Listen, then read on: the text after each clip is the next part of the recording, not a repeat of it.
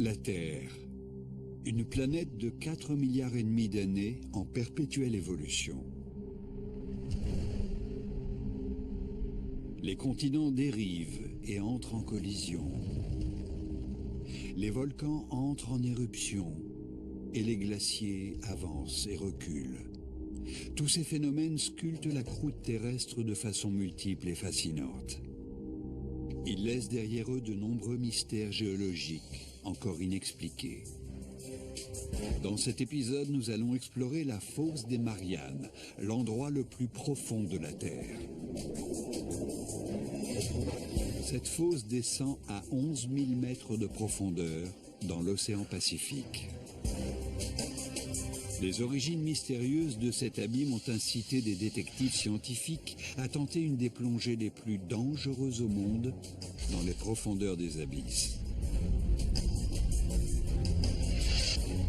En parcourant les fonds océaniques, les scientifiques ont découvert un monde sous-marin étrange, fait de montagnes ardentes, de volcans de boue énigmatiques, et qui abrite la structure géologique la plus vaste de la Terre.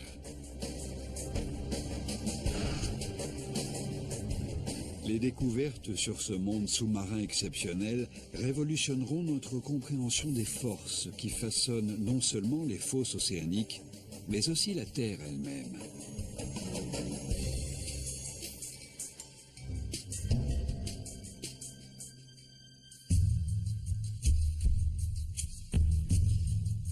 Profondément enfouie sous les vagues du Pacifique Ouest, voici la fosse des Mariannes, l'endroit le plus profond de tous les océans.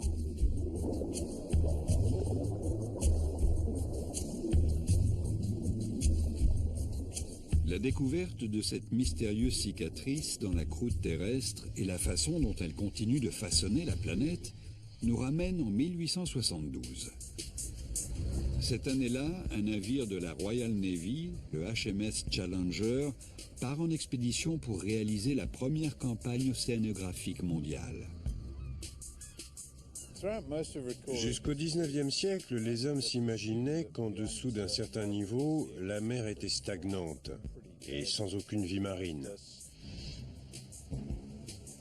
Ils ne pensaient pas y trouver grand-chose d'intéressant.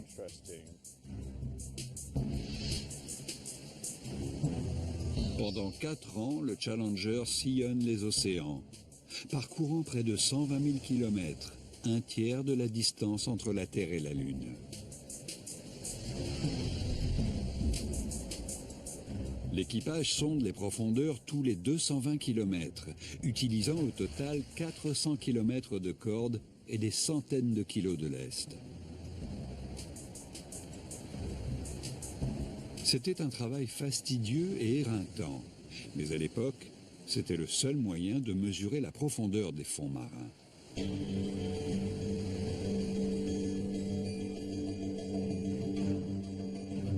Arrivé dans le Pacifique Ouest à 300 km à l'île de Guam, l'équipage plonge la corde dans l'eau comme à son habitude.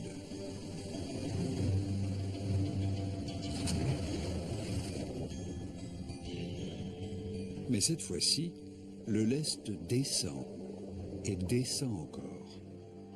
La surprise était totale. Personne ne pensait que l'océan pouvait être aussi profond. Du coup, les scientifiques de l'époque se sont aussitôt demandé comment c'était possible.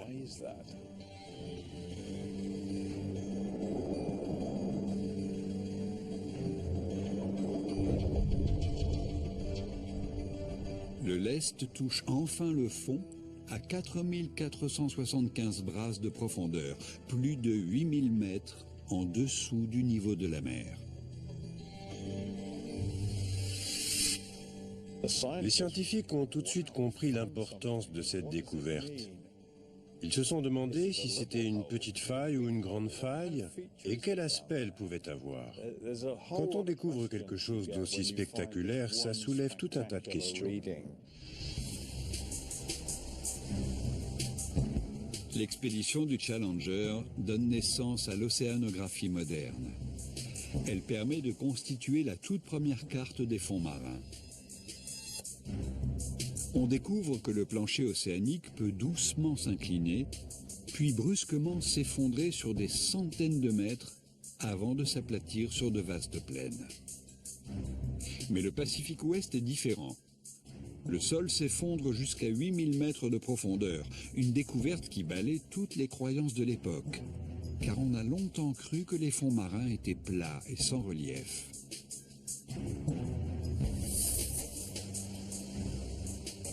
Le mystère est né. Personne ne comprend comment cette étrange faille marine a pu se former. Il faudra attendre 75 ans avant que des éléments de réponse n'émergent. C'est une invention technologique révolutionnaire, le sonar, qui permet de faire avancer l'enquête jusqu'à une étape cruciale.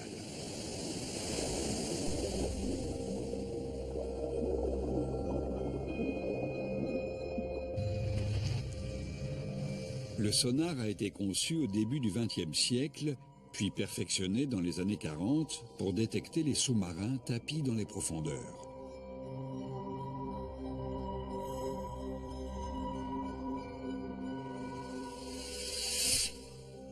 Le système fonctionne ainsi.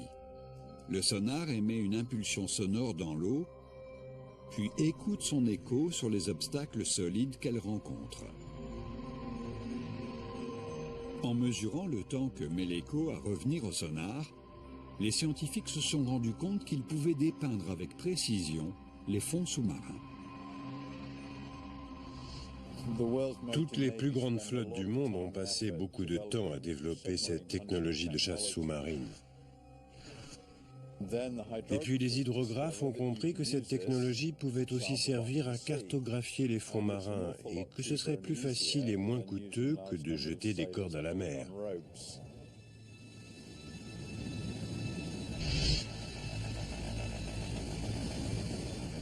En 1951, un navire d'exploration de la Royal Navy retourne au-dessus de la profonde faille. Mais cette fois-ci, il est équipé d'un nouveau système de sonar très sophistiqué.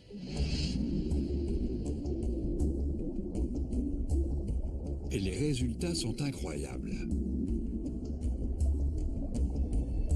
Les cartes sonars très détaillées révèlent que la profonde faille trouvée dans le sol du Pacifique n'est pas du tout une faille, mais une énorme fosse, 30 fois plus profonde que la hauteur de l'Empire State Building.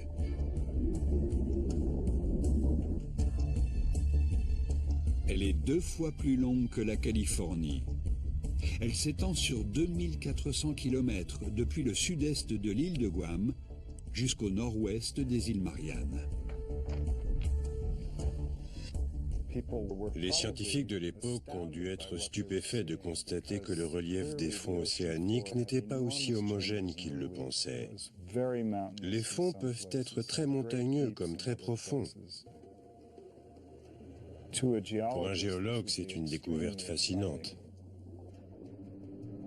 Même à l'intérieur de la fosse, les reliefs sont extrêmement variables. Mais à l'extrémité sud de la fosse, une surprise encore plus grande attend nos scientifiques.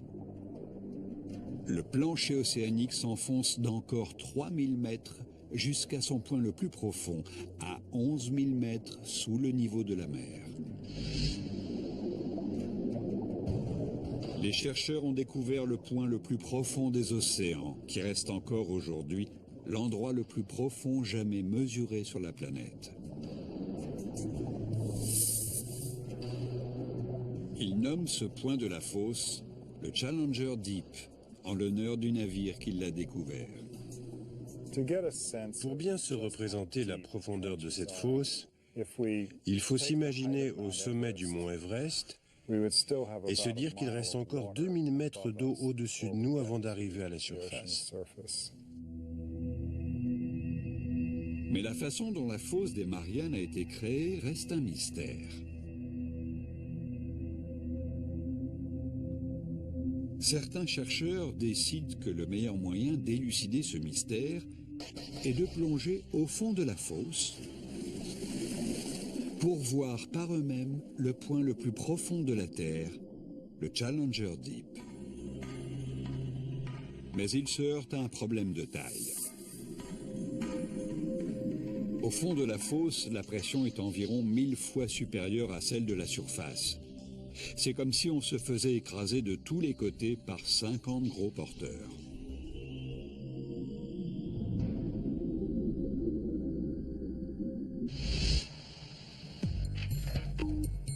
Pour montrer les effets d'une telle pression, les scientifiques utilisent une tête de mannequin. Aujourd'hui, on va placer une de ces têtes en polystyrène expansé dans le caisson pneumatique. Et on va l'exposer à des pressions comparables à celles que l'on trouve dans la fosse des Mariannes, c'est-à-dire plus de 1000 bars. Un crâne humain serait réduit en bouillie, mais la tête en polystyrène va juste expulser l'air qu'elle contenait.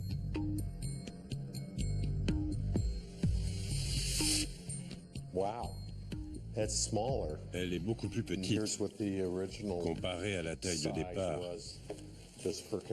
Regarde. C'est spectaculaire.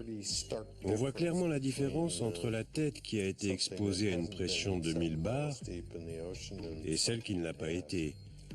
Je n'aurais pas aimé être à sa place. Dans la fosse des Mariannes, toute vie humaine est impossible. On n'est pas équipé pour résister à ce genre de pression. Alors il faut être extrêmement bien protégé si on veut s'aventurer dans ce type d'environnement. Les ingénieurs de l'époque avaient là un défi considérable à relever. En 1953, le scientifique suisse Auguste Piccard construit le Trieste, un bathyscaphe novateur capable de résister à des pressions extrêmes.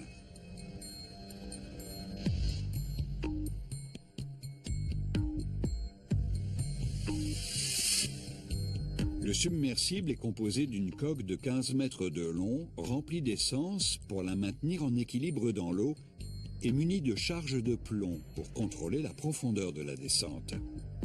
Suspendue sous la coque, une cabine sphérique de 2 mètres de diamètre avec des parois en acier de 12 cm d'épaisseur.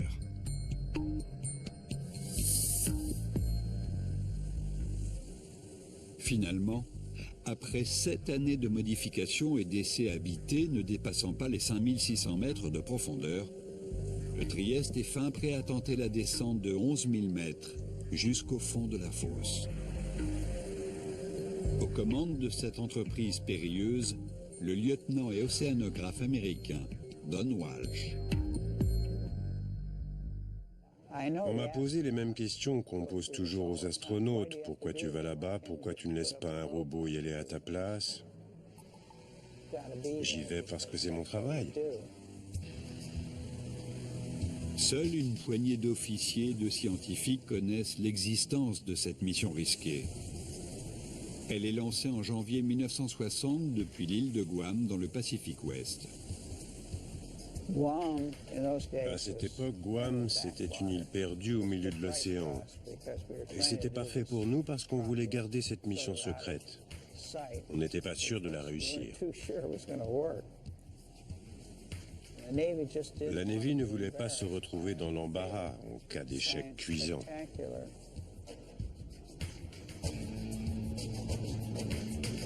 C'est le fils du créateur de Trieste, l'ingénieur et océanographe Jacques Piccard, qui accompagnera Walsh.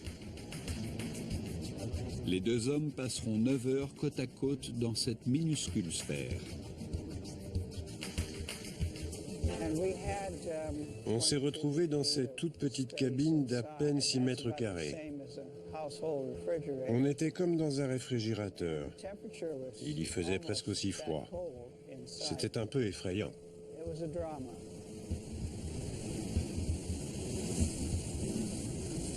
Le mystère des origines de la fosse des Mariannes commence à s'éclaircir. En 1874, des topographes britanniques découvrent une faille de 8000 mètres dans l'océan.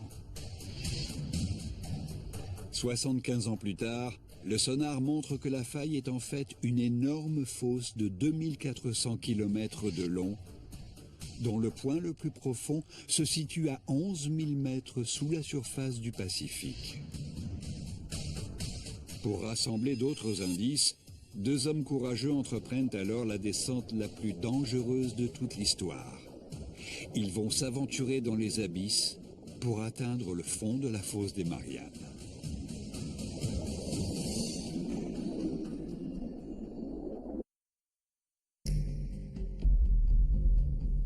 La fosse des Mariannes est l'un des endroits les plus isolés et les plus inhospitaliers de la Terre.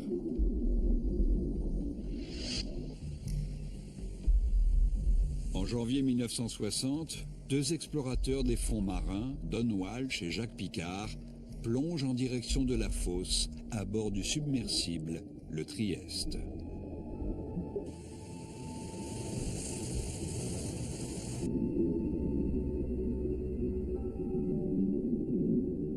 Commence alors une longue descente vers les abysses, à une vitesse d'à peine 5 km/h.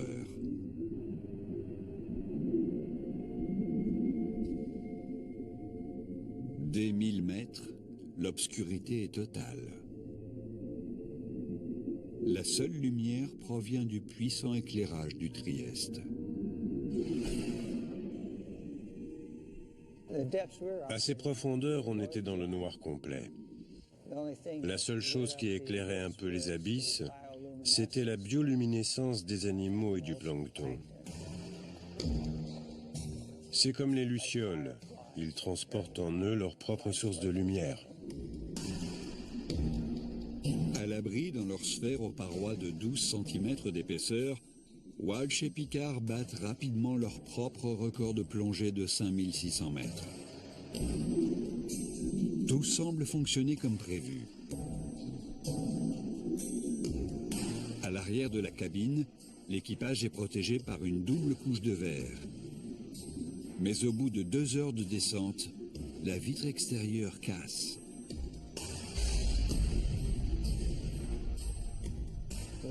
On a entendu un grand crack. On ne savait pas ce que c'était. Et on se trouvait à 6000 mètres. Alors on a tout regardé, tout vérifié. Chaque millimètre carré de la minuscule capsule habitée doit résister à une pression de 8 tonnes. La vitre extérieure est cassée. Il n'y a plus qu'une seule vitre en verre qui sépare l'équipage d'une mort certaine. Si la vitre intérieure avait cédé, on serait mort instantanément, sans même s'en rendre compte. Mais chose incroyable, la vitre intérieure résiste. Du coup, Walsh et Piccard décident de continuer la descente. Après 4 heures et 48 minutes, dans une atmosphère oppressante, ils approchent enfin le fond de la fosse et découvrent stupéfaits des formes mouvantes sur le sol. Juste avant de se poser, on a vu sur le plancher océanique un poisson plat d'environ 30 cm. Et s'il y en avait un, il y en avait forcément d'autres. Personne ne s'attendait à voir de la vie à de telles profondeurs. Mais cela signifie que les explorateurs ont atteint leur but, le fond de la fosse des Mariannes.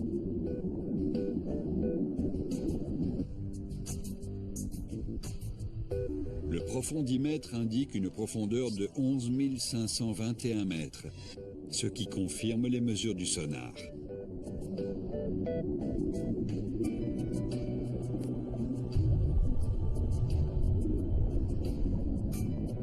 Serrés dans leur bulle d'air, les deux explorateurs sont plus proches du centre de la Terre qu'aucun homme ne l'a jamais été. On s'est pris en photo.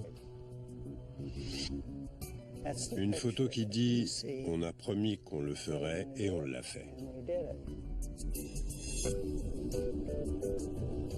Mais ils ont du travail. Walsh et Piccard veulent ramener le plus d'informations possible sur l'énorme fosse. Le problème, c'est que le Trieste soulève un nuage de poussière, des sédiments posés sur le plancher océanique qui leur cachent la vue. On se serait cru dans un bol de lait. On a vite compris qu'on ne verrait rien du tout, alors on a décidé de remonter à la surface. Près de l'île de Guam, le Trieste refait surface après être descendu dans la fosse des Mariannes. Après 9 heures exténuantes passées sous l'eau, Walsh et Picard reviennent à la surface le 23 janvier 1960.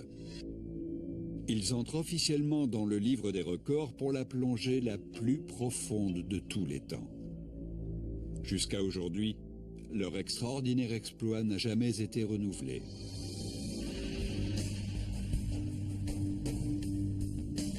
Leur mission est un succès, mais le mystère reste entier. Les géologues ne comprennent toujours pas comment l'immense fosse a pu être créée. Et si la réponse ne se trouve pas dans la fosse, il faut explorer d'autres pistes.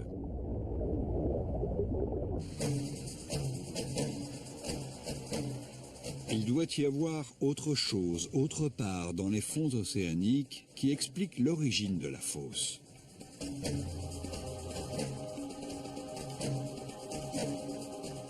Dans les années 50 et 60, une équipe de géologues dirigée par Harry Hess compile les informations obtenues grâce au sonar sur tous les océans du monde.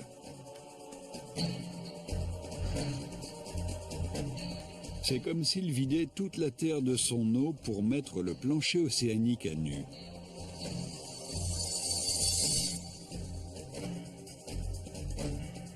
Leur carte révèle que la fosse des Mariannes n'est en fait qu'une partie infime d'un énorme réseau de canyons sous-marins qui parcourt toute la planète. Et ce n'est pas tout.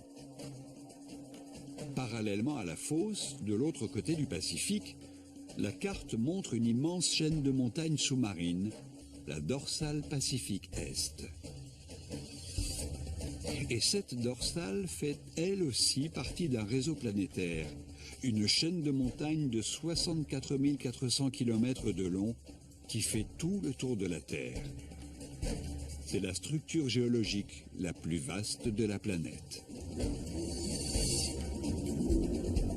Il s'agit d'une découverte fondamentale qui pourrait bien expliquer la façon dont la fosse des Mariannes s'est formée.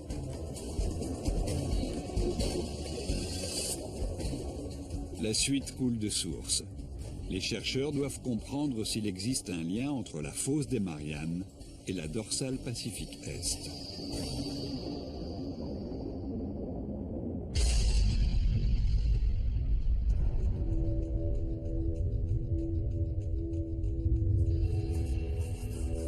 La réponse proviendra d'une source plus qu'inattendue. Pendant la guerre froide, les États-Unis construisent un vaste réseau souterrain de sismographes pour détecter les essais nucléaires autour du globe.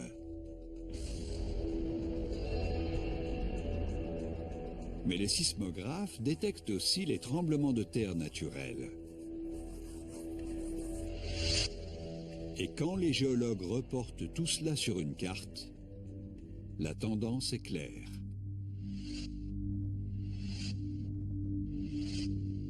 Les tremblements de terre ont lieu principalement autour des fosses et des dorsales océaniques. Cette découverte a transformé notre compréhension de la Terre.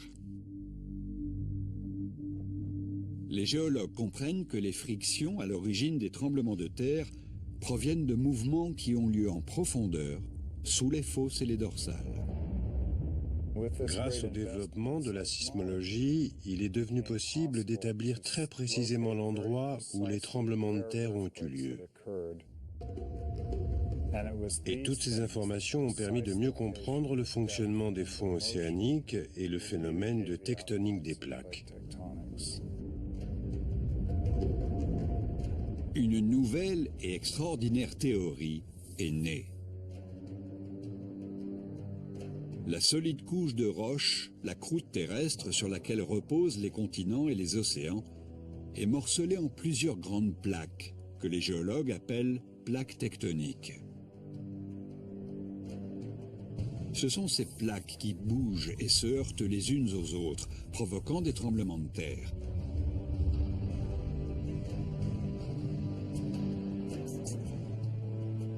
Les dorsales et fosses océaniques correspondent aux frontières entre les plaques tectoniques. La dorsale Pacifique Est et la fosse des Mariannes se trouvent aux deux extrémités de la plaque pacifique. Le mystère sur les origines de la fosse des Mariannes se dissipe peu à peu. Le Trieste est allé jusqu'au fond de la fosse et a confirmé qu'il s'agissait bien du point le plus profond de la planète. Puis les sonars ont révélé que la dorsale Pacifique Est s'étendait de façon parallèle à la fosse. Pour résoudre le mystère de la fosse des Mariannes, les chercheurs doivent donc comprendre ce qu'il se passe exactement sur la dorsale Pacifique Est.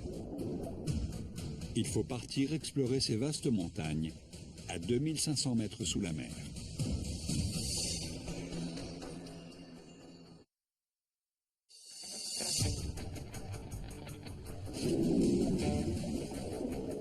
L'énigme nous amène sur une autre piste.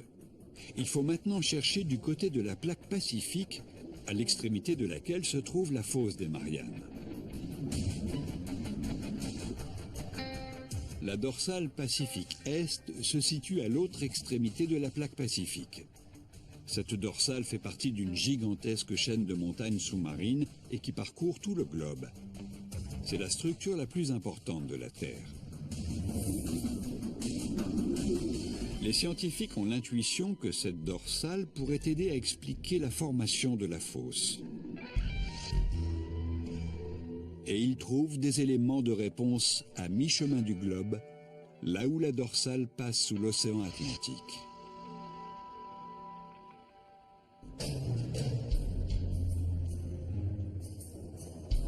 Pendant la guerre froide, la marine américaine développe une nouvelle technique pour repérer les sous-marins soviétiques.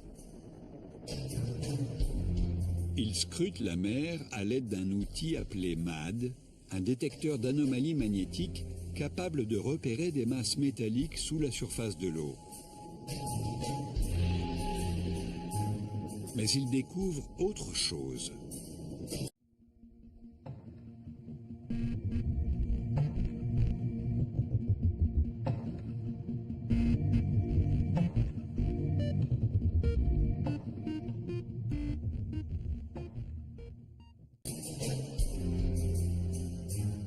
Des deux côtés de la dorsale, ils trouvent d'étranges bandes parallèles de roches magnétiques qui alternent les champs positifs et négatifs en s'éloignant du sommet de la dorsale. Là, c'est la dorsale médio-atlantique qui descend jusque-là. Et des deux côtés, il y a ces bandes noires et blanches qui sont presque parfaitement symétriques. On les appelle les zébrures. Les géologues savent que la Terre s'apparente à un aimant géant avec un pôle nord et un pôle sud. Mais les pôles magnétiques ne sont pas fixes. Tous les 300 000 ans environ, le champ magnétique fait soudainement un virage à 180 degrés.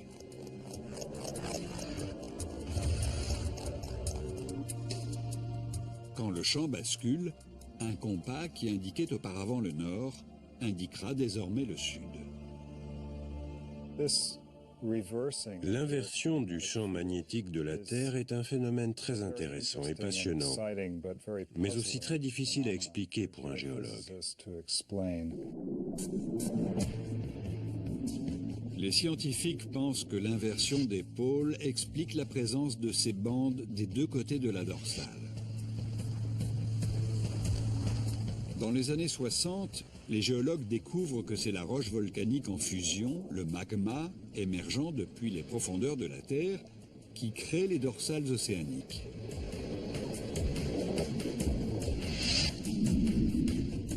À mesure que le magma monte et s'insère entre les plaques tectoniques, Il repousse le plancher marin qui s'élève et forme les dorsales océaniques hautes de centaines de mètres.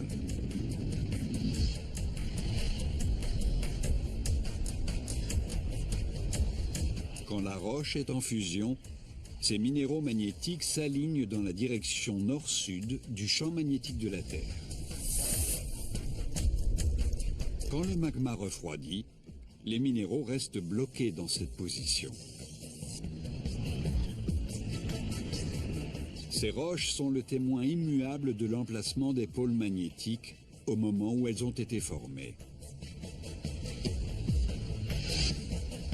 Au fil des siècles, le magma a repoussé la croûte terrestre loin du sommet de la dorsale et a enregistré les inversions du champ magnétique de la Terre. Quand la polarité s'inverse, les fonds océaniques en gardent une trace et enregistrent ces changements de magnétisation. Et du coup, les bandes magnétiques nous permettent de calculer la vitesse à laquelle les plaques s'écartent.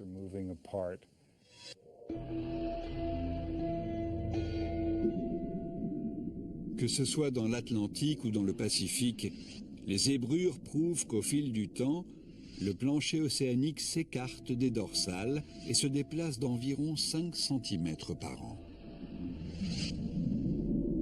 Mais les géologues veulent des preuves que c'est bien le magma qui a créé la dorsale. Si ce sont bien des roches en fusion qui forment l'immense chaîne de montagnes du Pacifique, l'eau environnante doit être chaude.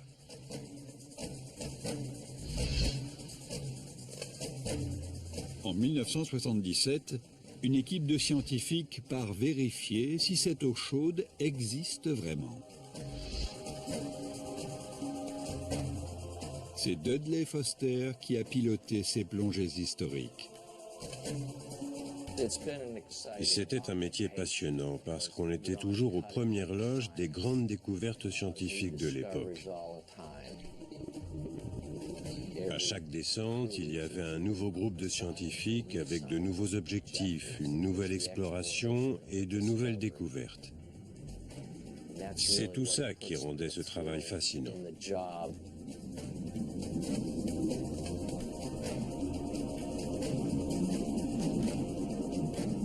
Pendant des semaines, l'équipe scrute les montagnes sous-marines sans succès. Et puis un jour, c'est le jackpot.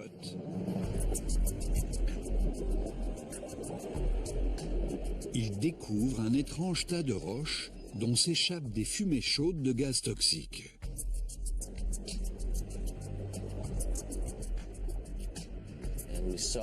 On aurait dit que l'eau vibrait. Il y avait plein de petites bulles, comme dans une boisson gazeuse. On a pris la température de l'eau, elle était à environ 3 ou 4 degrés. Ce qui est exceptionnel parce que l'océan agit comme un absorbeur de chaleur. Alors avoir quelques degrés au-dessus de zéro, c'était tout simplement incroyable.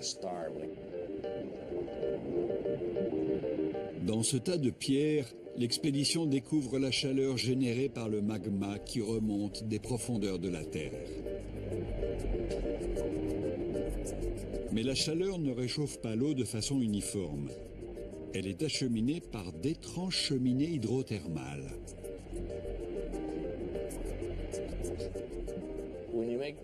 Quand on fait une telle découverte, on ne se rend pas tout de suite compte de l'importance que ça peut avoir.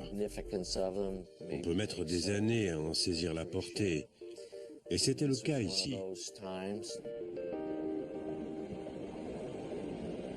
Pour percer le mystère de la fosse des Mariannes, ces cheminées hydrothermales sont des éléments de preuve déterminants. Elles confirment que le magma crée continuellement une nouvelle croûte sur la dorsale du Pacifique. Et les zébrures magnétiques prouvent que l'ancienne croûte est continuellement repoussée loin de la dorsale, vers l'autre extrémité de la plaque pacifique, vers la fosse des Mariannes. Mais cela amène les scientifiques dans une autre impasse. Si une nouvelle croûte est créée sur la dorsale océanique et que la Terre ne grandit pas, que devient l'ancienne croûte? Si la Terre ne grandit pas au fur et à mesure que le plancher océanique s'étend, c'est parce que l'ancien plancher océanique est continuellement détruit. Quelque chose dans l'océan Pacifique dévore le plancher océanique. Et toutes les pistes mènent à la fosse des Mariannes.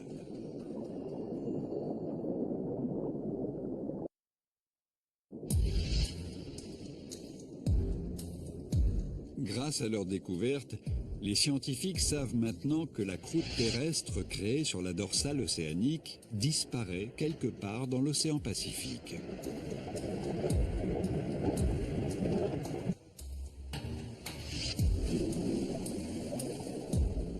Et ils suspectent la fosse des Mariannes d'être impliquée dans ce processus.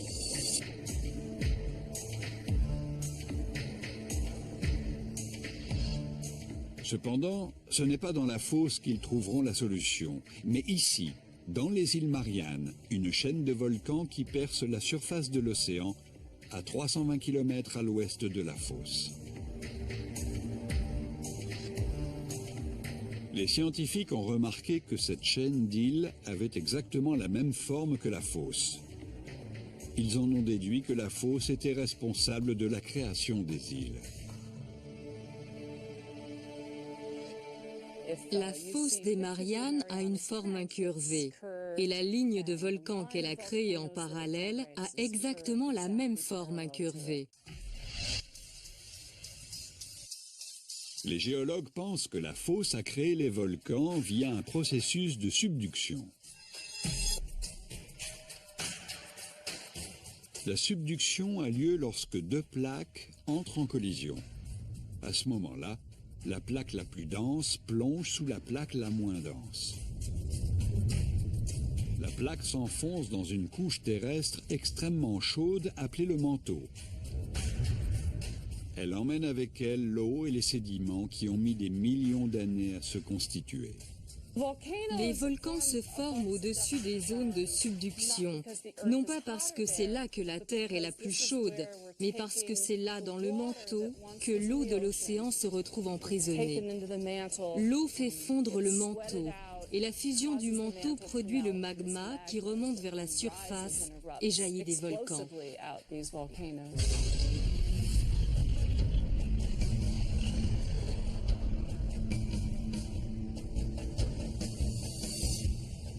L'eau force le magma à remonter vers la surface et à repousser la plaque terrestre. Et c'est au moment où le magma perce la plaque qu'il crée les volcans, comme ceux des îles Mariannes.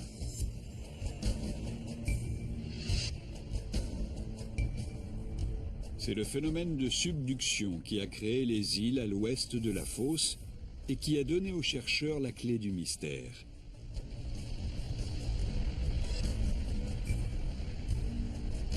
La subduction est un phénomène assez puissant pour avoir créé la fosse des Mariannes.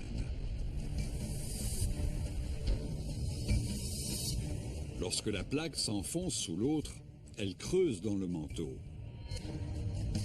L'endroit de la collision entre les deux plaques forme une fosse, une faille gigantesque dans le plancher océanique.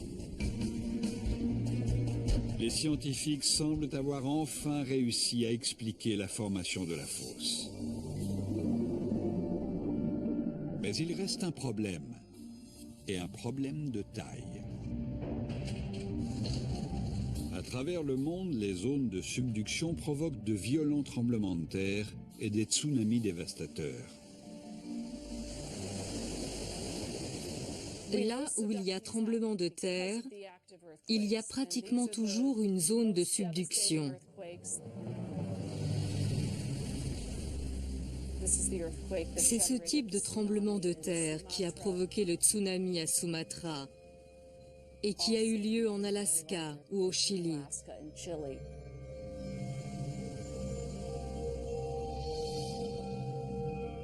Mais la fosse des Mariannes, la zone de subduction la plus profonde du monde, n'a pas provoqué de tremblement de terre dévastateur depuis le XVIIe siècle.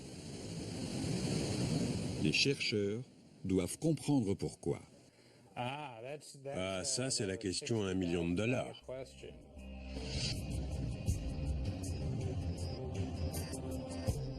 Ils espèrent que la bordure ouest, la moins profonde de la fosse, leur fournira la réponse.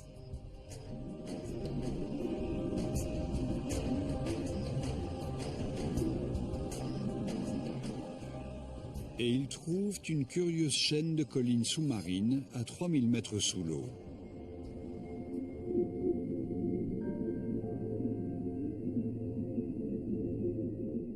Des ingénieurs forent les collines et ramènent des échantillons.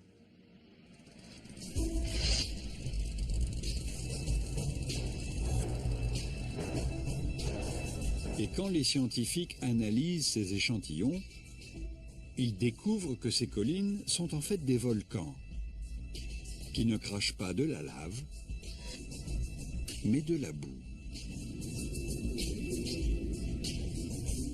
La fine poussière de boue, c'est en fait de la roche qui a été broyée dans la zone de subduction. Cette roche pourrait expliquer pourquoi il n'y a pas eu de grand tremblement de terre dans la fosse des Mariannes.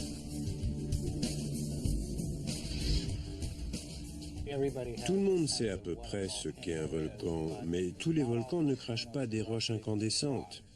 Certains crachent de la boue. Et dans la fosse des Mariannes, les volcans rejettent un type de boue inhabituel, composé de serpentine. La serpentine est une roche très tendre. On peut gratter avec un simple crayon.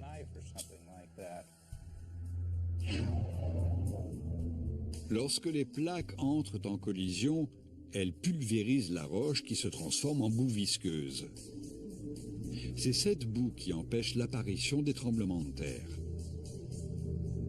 Puis la boue remonte à la surface du plancher océanique où elle forme des volcans de boue, tels qu'on les trouve sur la bordure ouest de la fosse. Dans d'autres parties du monde, comme les Andes ou l'Indonésie, on trouve aussi des plaques qui plongent les unes sous les autres. Seulement l'une des deux est tellement dense qu'il faut un tremblement de terre pour qu'elle arrive à s'enfoncer sous l'autre. Mais si les plaques ne sont pas très denses, comme dans la fosse des Mariannes où c'est de la serpentine, une roche très tendre, pas besoin de beaucoup d'énergie pour que les plaques glissent l'une sous l'autre.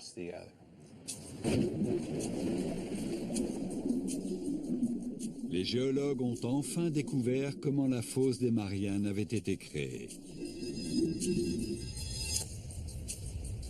Il y a 50 millions d'années, la plaque pacifique a plongé sous la plaque philippine. En se courbant pour s'enfoncer dans le manteau de la Terre, la plaque a formé la fosse des Mariannes. Et la plaque est continuellement en mouvement. D'ailleurs, l'écorce terrestre qui repose sur la plaque pacifique se déplace doucement avec elle. La plaque part de son lieu de naissance, la dorsale du Pacifique Est, et se dirige vers sa tombe à 16 000 km sous la fosse des Mariannes. Aujourd'hui, on peut suivre le mouvement de la plaque pacifique en temps réel. On a pu confirmer toutes ces hypothèses grâce à la technologie du GPS. Aujourd'hui, on peut placer un émetteur sur une île et revenir chaque année pour suivre le mouvement de l'île qui se déplace de quelques centimètres par an vers la fosse. La fosse dévore le plancher océanique au rythme de 7,5 cm par an, presque aussi vite qu'un ongle humain qui pousse. En 4 millions d'années, elle engloutit une zone de la taille des États-Unis. En avalant la plaque créée par la dorsale du Pacifique, la fosse des Mariannes est l'usine de recyclage la plus importante au monde.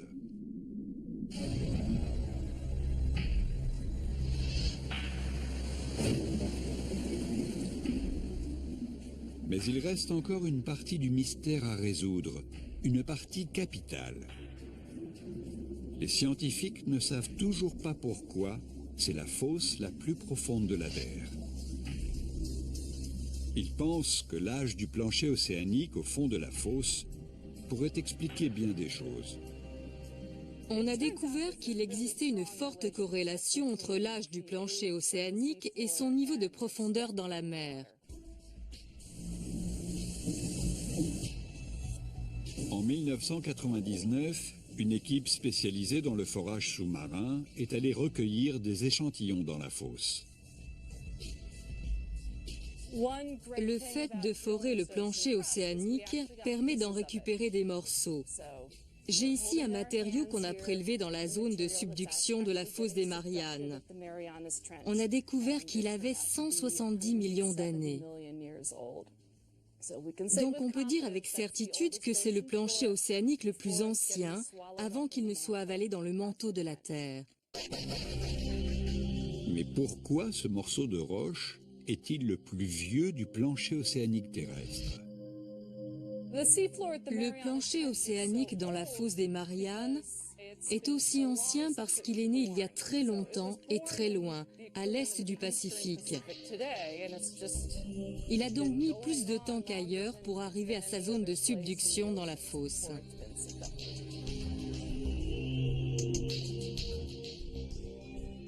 La plaque pacifique est la plus grande plaque tectonique de la Terre. Elle fait 11 fois la taille des États-Unis.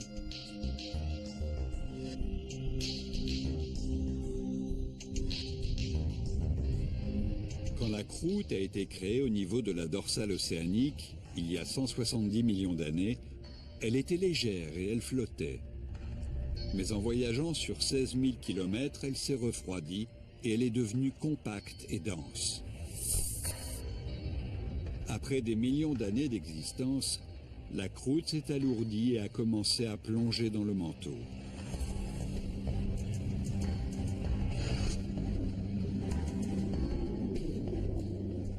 Les scientifiques comprennent que si la croûte dans la fosse des Mariannes est la plus ancienne, c'est aussi la plus lourde. Elle s'est donc enfoncée plus profondément dans le manteau que toutes les autres croûtes océaniques.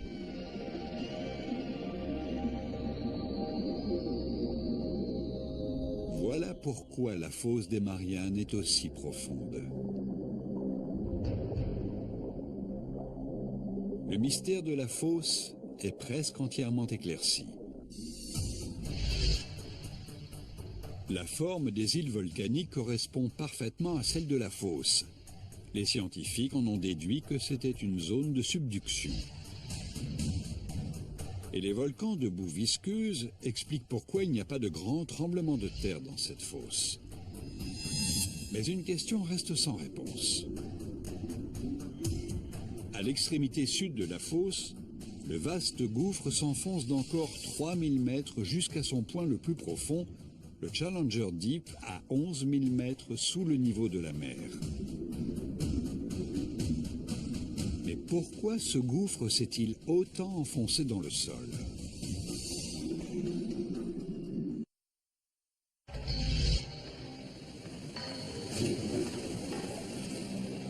Les recherches dans la fosse des Mariannes ne laissent plus qu'une question en suspens.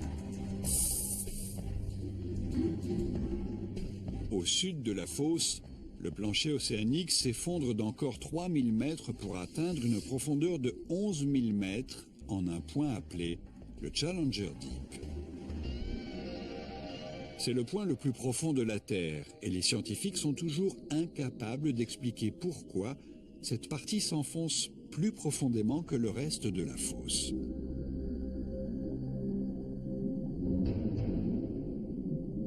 Mais ils pensent que la forme de la plaque tectonique plongeant dans le manteau n'est pas étrangère à ce phénomène. Si le Challenger Deep est un peu plus profond que le reste de la fosse, c'est dû au comportement un peu particulier de la plaque qui s'enfonce dans le manteau. En fait, une bande étroite de croûte s'est déchirée de la plaque pacifique. C'est lié à la façon dont cette bande s'enfonce dans le manteau.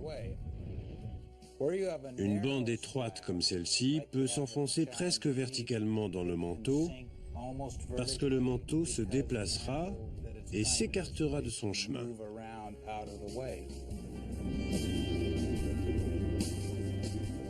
Les chercheurs ont enfin percé à jour tous les mystères de la fosse des Mariannes. Et ce faisant, ils ont fait des découvertes avec des implications qui dépassent de loin la seule fosse.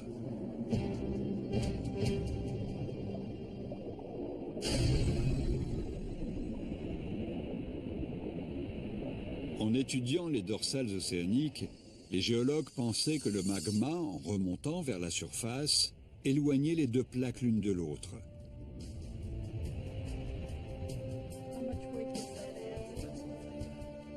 Mais l'exploration de la fosse des Mariannes a complètement réfuté cette idée. On a longtemps pensé que le magma repoussait les plaques tectoniques et les écartait l'une de l'autre. Mais cette idée n'est plus du tout d'actualité. Quand la plaque tectonique naissante s'éloigne de la dorsale du Pacifique, elle est constituée de magma flottant à haute température. Et quand elle arrive dans la fosse des Mariannes, c'est devenu une croûte froide, plus dense et plus lourde. L'avant de la plaque devient si lourd qu'il tire l'arrière de la plaque qui est plus léger. L'avant de la plaque plonge dans le manteau au niveau de la fosse, tirant derrière lui l'arrière de la plaque depuis la dorsale océanique. Donc c'est le poids de la plaque qui l'a fait avancer. Ce n'est pas le magma qui la pousse. Le magma ne fait que remplir les trous.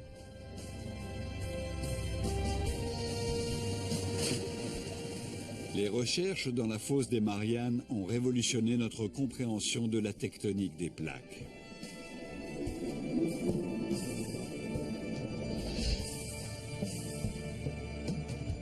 On sait aujourd'hui qu'un réseau planétaire de zones de subduction tire les plaques tectoniques autour du globe, déplaçant les continents depuis des millions d'années et changeant petit à petit la physionomie de la Terre.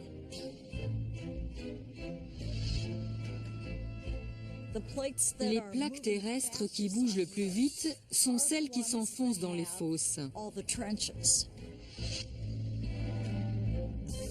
La plaque pacifique est celle qui se déplace le plus vite parmi les 9 grandes plaques terrestres parce qu'elle est entourée d'une douzaine de fosses voraces comme les Mariannes.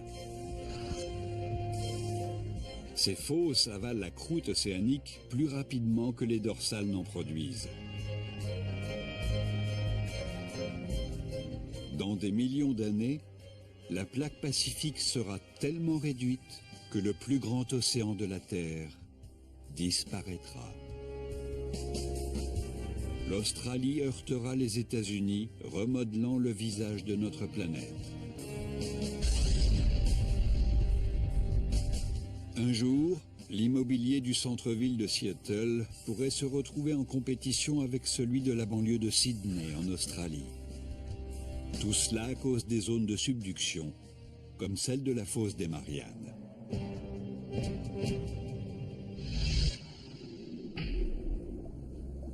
En tout cas, l'homme n'a plongé qu'une seule fois dans les profondeurs de la fosse et n'a pas pour projet d'y retourner dans l'immédiat.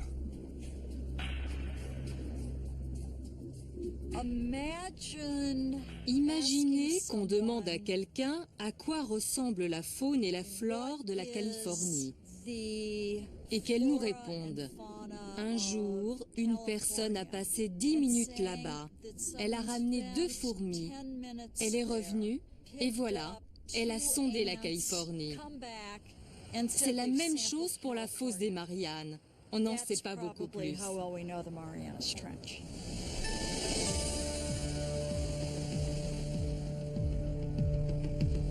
À ce jour, on a exploré moins de 5% des océans de la planète. Mais ce n'est qu'en retournant dans les profondeurs des océans qu'on aura une vision complète des forces prodigieuses qui recyclent et reconstruisent notre monde.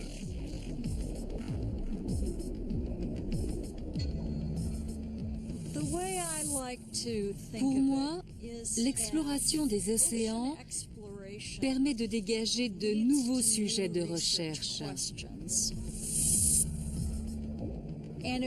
Si on n'explore pas nos océans, on ne saura même pas quelles sont les bonnes questions à se poser. On sait aujourd'hui à quel point la fosse des Mariannes est une véritable merveille géologique. Depuis que cet abîme a été découvert à l'aide de simples cordes et de lest il y a plus d'un siècle, son exploration s'est faite en plusieurs étapes. Une plongée record jusqu'au point le plus profond de la Terre. La découverte d'une chaîne de montagnes sous-marines géantes avec des zébrures magnétiques étranges, preuve que la croûte océanique se déplace vers la fosse des Mariannes. Fosse qui est recouverte de volcans de boue visqueuse, freinant l'apparition des tremblements de terre. Et le forage de la croûte océanique qui permet d'affirmer que c'est la plus ancienne de la planète. Ce qui explique pourquoi la fosse des Mariannes est le point le plus profond des océans. Dans les endroits les plus sombres et les plus isolés de la planète, les scientifiques accumulent des connaissances sur les puissantes forces qui régissent et façonnent notre monde en perpétuelle évolution.